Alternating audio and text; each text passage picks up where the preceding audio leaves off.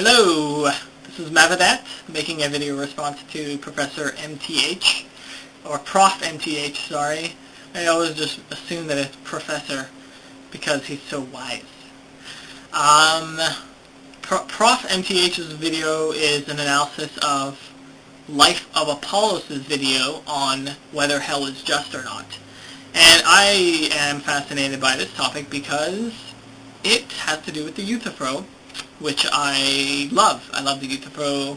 It's one of the first dialogues that I read of Plato, and I feel like it's genuinely actually changed my life and the way that I look at religion. I recommend that any of you that haven't read it, take the time and read it. It's actually a pretty short dialogue, so you'll be a better person for it.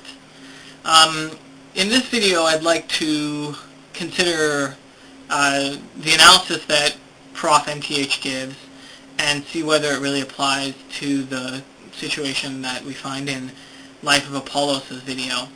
And if it doesn't, see why it doesn't, or how LifeOfApollos could avoid the problem. And then maybe ask what other problems does LifeOfApollos run into with that video.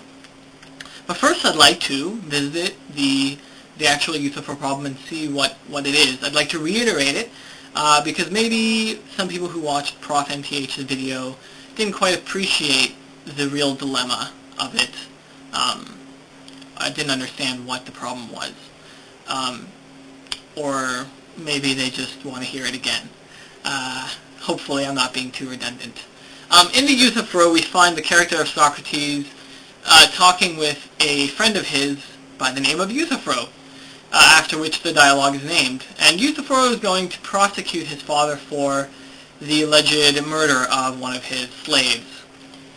And Socrates is a bit appalled by this because it's not common for a son to prosecute his father, even if it is for the murder of a slave. And so Socrates asks Euthyphro, Euthyphro, why are you doing this? And Euthyphro says, well, it's for the preservation of piety, or justice, if you like. It can be thought of in either sense. And so in the ensuing conversation between Socrates and Euthyphro, we find Euthyphro jumping between several different definitions of justice, several different standards of justice. The first standard of justice is the one that Socrates, actually I should say the second standard of justice, because the first one is a bit silly, but the second standard of justice that is the one that Socrates finds most objectionable and is most often repeated by religious people today. And that is the idea that a set of circumstances, a creation, an idea, an edict, any moral claim is somehow just simply because, by force of the fact that God uttered it, or created it, or made it so. And the problem with this is that it makes God's will out to be arbitrary.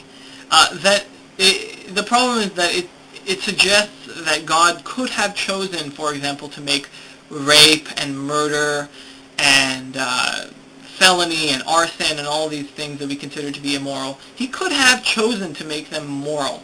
So it really vitiates and does violence to our whole conception of objective morality, because it suggests that there's nothing intrinsically immoral about murder, for example, or rape, except the fact that God said that those things should be immoral. And that's not how we generally think of morality. A God which said that murder was okay, was acceptable, would be reprehensible to us. We wouldn't take the consideration, the moral consideration of that God with any weight. It's only insofar as God actually aligns with our sense of morality that we give God due consideration. And here is where I think Life of Apollos could actually escape the criticism that ProfMTH is levying on him. I think, first of all, what ProfMTH is saying is that the way that he's understanding Life of Apollos is that Life of Apollos is saying that hell is just only because God said so. But I think what he meant was that he infers that hell is just on the assumption that God exists, God created hell, and that God is perfectly just. And I think this is a valid mode of inference when you don't have when you don't have an idea of what it is you're analyzing, but you know the creator of that thing. So, for example, we ask, let's say we knew that Ford built all their cars with standard transmissions in 1976. And we're told that there is a car that was built by Ford in 1976, and we're asked, does it have a standard transmission, a manual transmission? And so we would be justified in inferring from the fact that we know that it was made by Ford in 1976 that it indeed has a standard transmission. Or, for example, we're told that a house was built by the architect, sorry, not built, but designed by the architect Frank Lloyd Wright. And knowing, being familiar with his work, knowing him to be an excellent architect, we would very justifiably infer that the house in question is a well-made house, a well-designed house, at least aesthetically. For some of Frank Lloyd Wright's houses were known to have some engineering problems, but at least aesthetically, we could say that it was probably a good-looking house. But here's the problem with this mode of reasoning.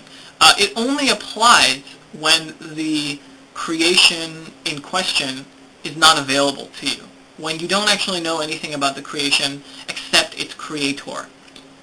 But that's not the case with hell. We actually know the attributes of hell. We're actually presented with the idea that in hell people suffer for eternity, and we have allusions to the kind of suffering that they will endure, though maybe not literally, at least allegorically we know that it's not good. So the situation that we find ourselves in isn't the one in which we know that a car is made by Ford in 1976 or a house is built by Frank Lloyd Wright, but rather we know the attributes of hell, and they seem to be on the face value to be extremely unjust, infinitely unjust, and we're supposed to believe that this hell was created by a just God. Well, that doesn't work, because if God was just, then he wouldn't have created an unjust system of punishment in the afterlife.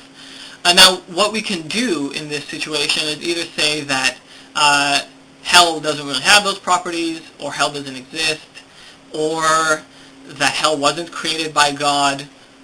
If we want to preserve the assumption that God is just, or we can reject the assumption that God is just and say that God isn't just, but did create hell after all. But it seems to me these are the only two choices that we really have if we're going to be honest about hell. But with respect to the Euthyphro problem and ProfMTH's analysis, I think that Life of Apollos can escape this analysis by saying that he infers that hell is just on the assumption that God exists, that God created it, and that God is perfectly just. So those are my thoughts, and I'd love to get any thoughts back, some feedback, if anyone has any insights, especially ProfMTH. If you have any insights, I'd love to hear them. The Euthyphro is a fascinating dialogue, very interesting question, both morally and theologically, so I'd love to get any feedback.